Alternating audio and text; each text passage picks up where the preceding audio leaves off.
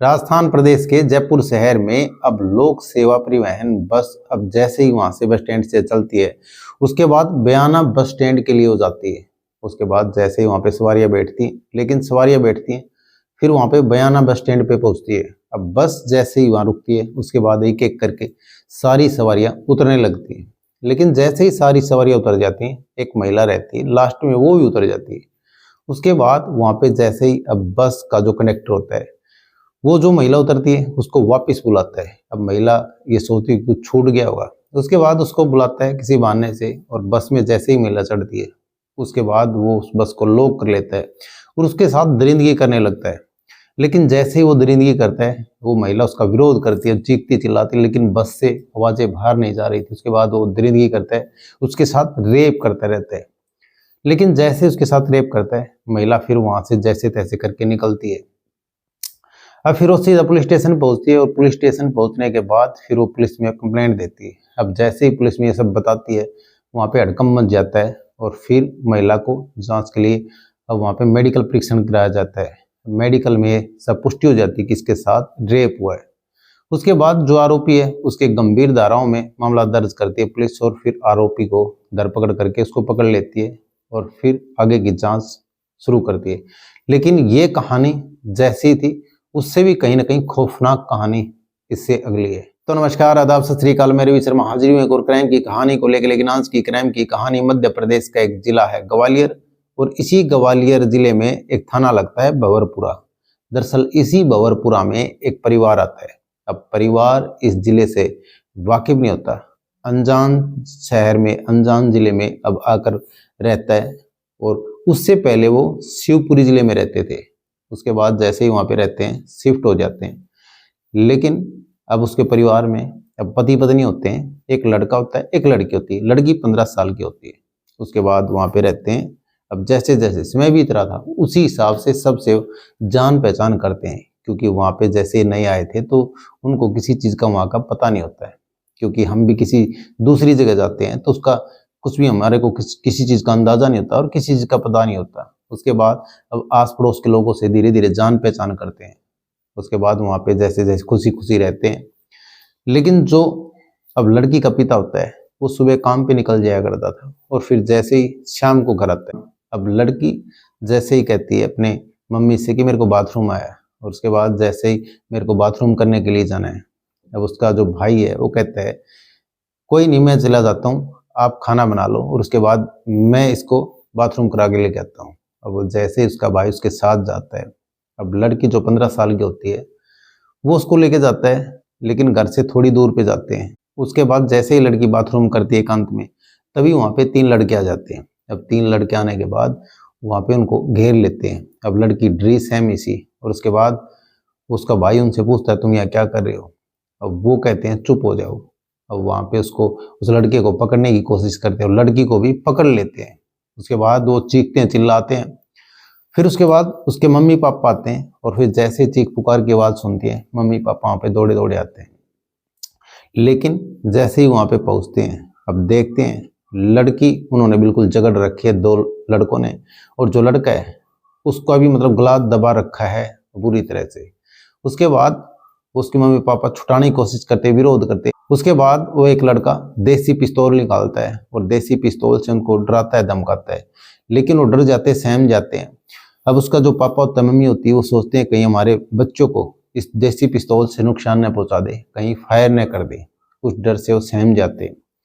लेकिन जो उसकी मम्मी होती, पापा होते हैं, उसके साथ वो लड़के मारपीट करते हैं, बंदूक के दम पे उसके साथ मारपीट करते हैं।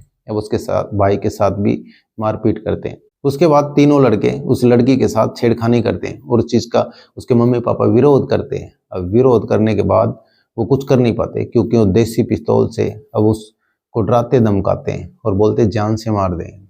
अब लड़की के बदन से एक एक कपड़े उतारते हैं और फिर उस लड़की के साथ वो दरिंदगी करते हैं, रेप करते हैं, उसका बलात्कार करते रहते हैं। उसके बाद जैसे ही एक लड़का करता है फिर दूसरा उसके साथ बलात्कार करता है, ऐसे करते रहते हैं।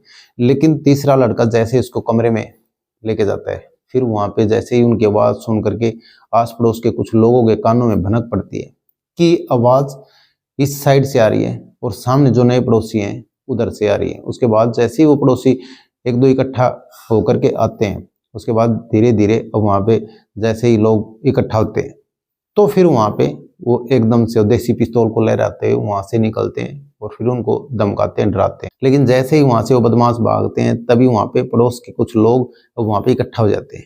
वहाँ पे उससे पूछते हैं आखिर क्या हुआ तुम्हारे साथ। लेकिन वो सन था, कुछ बोल नहीं पा रहा था और उसकी जो पत्नी है वो भी कुछ बोल नहीं पा रही थी और बच्चों की आंखों में आंसू ही आंसू थे, बच्चे रो रहे थे।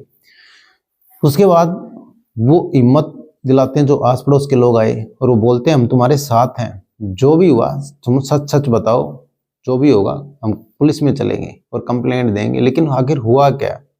उसके बाद वो रो रो के अब आस पड़ोस के लोगों के सामने बताता है कि मेरी जो बेटी है ये बाथरूम करने के लिए यहाँ से घर के पास गई थी। उसके बाद वहाँ पे 3 लोग आते हैं और देसी पिस्तौल से अब वहाँ पे इन बच्चों को घेर लेते हैं और पकड़ लेते हैं। लड़की को भी पकड़ लेते हैं, लड़के को भी पकड़ लेते हैं। लेकिन इनकी चीख पुकार सुन करके हम भी गए। उसके बाद हमारे को भी मारा पीटा, लेकिन वो देसी पिस्तौल से जान से मारने की धमकी दी। उसके बाद कनपट्टी पे वो देसी पिस्तौल रख दिया और फिर वहाँ पे लड़की के साथ दरिंदगी की, इसके साथ रेप किया।